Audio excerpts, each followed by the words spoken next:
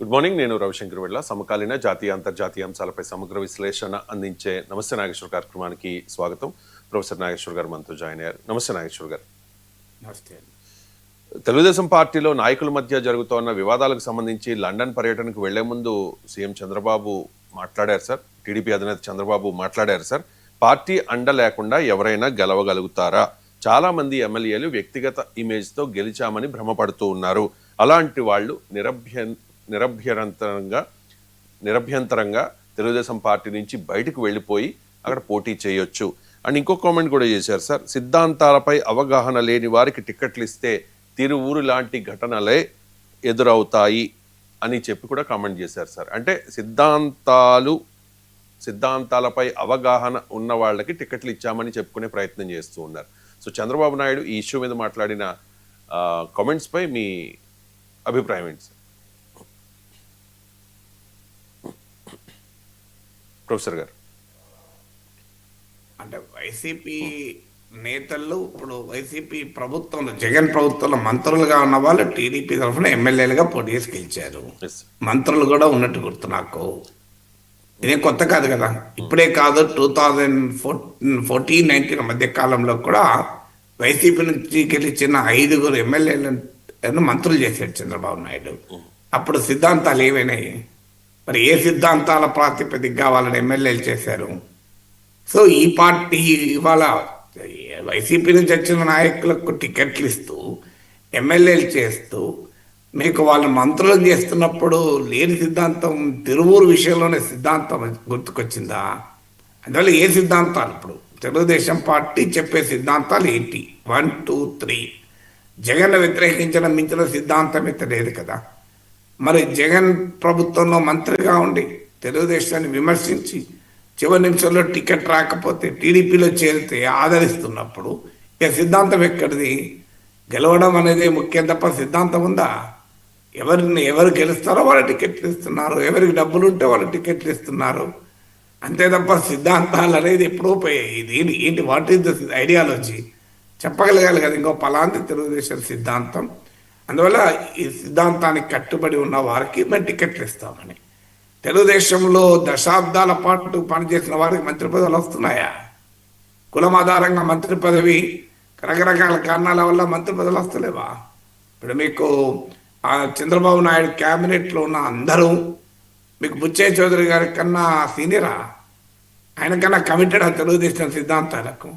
మరి గవర్నమెంట్ బుచ్చయ్య చౌదరి గారికి ఎందుకు మంత్రి పదవి ఇవ్వలేదు? ఇప్పటి వరకు ఇవ్వలేదు కదా.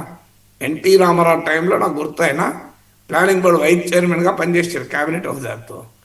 మరి ఇప్పటివరకు చంద్రబాబు నాయుడు క్యాబినెట్లో ఎందుకు మంత్రి పదవి లభించలేదు?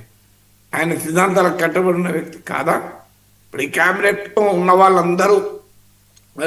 అందరిలో ఎంతమంది సిద్ధాంతాల పట్ల నిబద్ధత ఉన్న వాళ్ళు ఉన్నారు చెప్పండి. అందువల్ల ఒక రకంగా చంద్రబాబు నాయుడు తన నిస్సహాయతను, అసక్తతను వ్యక్తం చేస్తున్నాడు. అంటే తానే టికెట్ ఇచ్చేటప్పుడు తెలుగుదేశానికి లాయల్టీ అనేది గీట్రాయిగా తీసుకోవడం లేదు. సిద్ధాంతం అంటే అదే కదా. ఎన్నికల సమయంలో ఎవరు గెలుస్తామంటే గెలిచే అవకాశం ఉన్న వాళ్ళు టికెట్ ఇస్తూ పోతున్నారు. వాళ్ళ తర్వాత ఈ రకమైన సమస్యలు సృష్టిస్తున్నారు అని.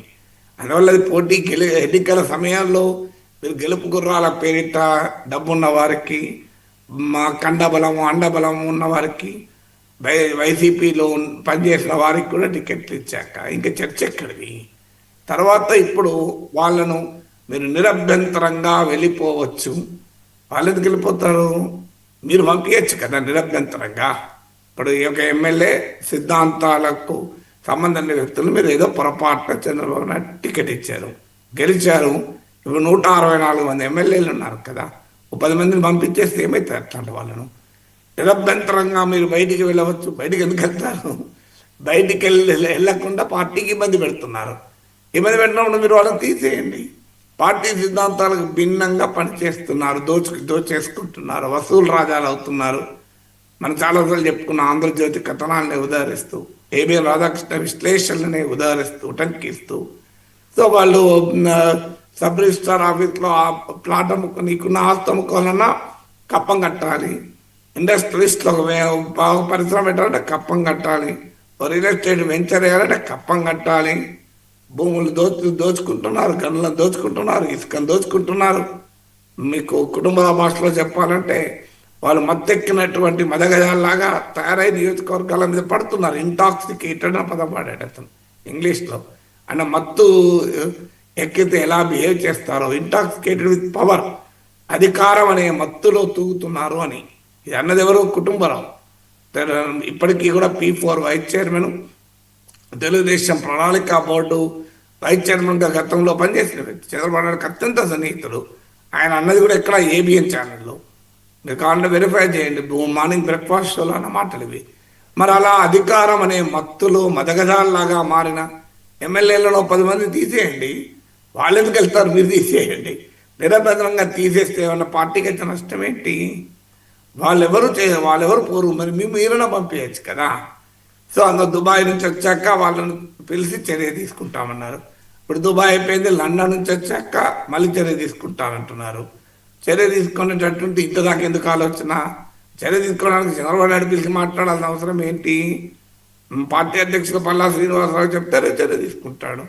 ఆయన పిలిపించి మాట్లాడుతుంటే కూడా వద్దు నేనే మాట్లాడుతా అన్నారు. సో చర్య తీసుకోవడానికి ఇబ్బంది ఏంటి అని. సో ఇప్పుడు ఏం పార్టీకి అరకొర మెజార్టీ లేదు, సంపూర్ణమైన మెజార్టీ ఉంది. మీరే చెప్తున్నారు వారు ఏదో వాళ్ళ వ్యక్తిగత శక్తితో గెలిచారనుకుంటున్నారు, పార్టీ వల్ల గెలిచారని. మరి వాళ్ళ వ్యక్తిగత శక్తి లేక పార్టీ వల్లనే గెలిస్తే, పార్టీకి లాయల్గా ఉన్న వాళ్ళను 30 ఏళ్ళుగా 40 ఏళ్ళుగా జెండాలు పట్టుకొని పార్టీని భుజాన మోస్తున్న కార్యకర్తలు టికెట్లు ఇవ్వచ్చు కదా. చివరి నిమిషంలో డబ్బు సంచులతో వచ్చిన వారికో వేరే పార్టీ నుంచి వచ్చిన వాళ్ళకి ఎందుకు టికెట్లు ఇస్తున్నారు? బ్రహ్మాండంగా వాళ్ళకి టికెట్లు ఇవ్వండి.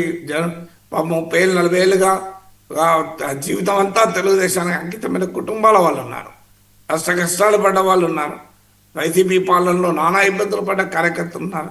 వాళ్ళకి ఎమ్మెల్యేలు ఇవ్వండి, పార్టీ వాళ్ళు గెలుస్తున్నారు కదా. ఎలాగో ఎవరిని పెట్టా గెలుస్తారు కదా.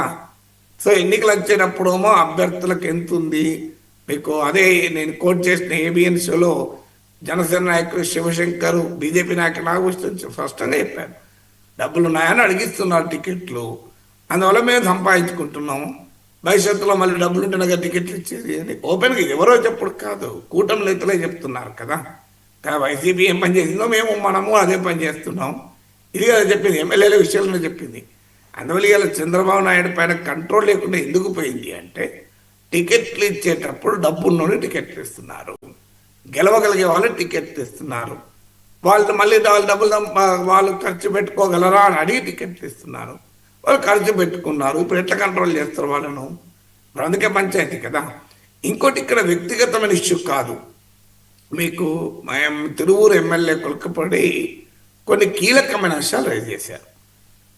దారంపూడి చంద్రశేఖర్ రెడ్డి అన్న మా అనుచరుడు అయినటువంటి రేషన్ మాఫియా తెలుగుదేశం ఎంపీకి ఫండింగ్ అని, ఇదంతా సీరియస్ ఇష్యూ. కల్తీ మద్యంలో ఉన్నవారుతో తెలుగుదేశం ఎంపీకి సంబంధాలు, రాజశేఖర్ రెడ్డి అనేవారు, కసిరెడ్డి రాజశేఖర్ రెడ్డి అనుకుంటాను, ఆయనతో సంబంధాలు, వైసీపీ నేతలైన భూమన కరుణాకర్ ఇట్లాంటి వాళ్ళతో కలిసి తెలుగుదేశం ఎంపీ వ్యాపారాలు, రేషన్ మాఫియా డబ్బులు ఇస్తే తిరువూరులో వైసీపీ కౌన్సిలర్లు కొన్నాము. ఇది ప్రజాస్వామ్యమా? ఇది సిద్ధాంతమా? కొనడం సిద్ధాంతమే కదా. ఇప్పుడు తిరువూరు ఎమ్మెల్యే చెప్పింది, ఏం చెప్పింది కాదు, సయాన టీడీపీ ఎమ్మెల్యే చెప్పింది, మేము రేషన్ అసలు కొనడమే తప్పు, అందులో ఆ చీకటి డబ్బుతో కొనడం ఇంకా తప్పు, రేషన్ మాఫియా డబ్బుతో. మరి సీదర్షిప్ ఏమైంది? కాకినాడ అందుకే కదా ఇంతవరకు ఏ చర్య లేనిది. ఎందుకు చర్య తీసుకోలేకపోతున్నా అంటే బేసిస్ అది. ఇప్పుడు పార్టీయే ఇవన్నీ నడిపే అవకాశాన్ని ఇస్తోంది.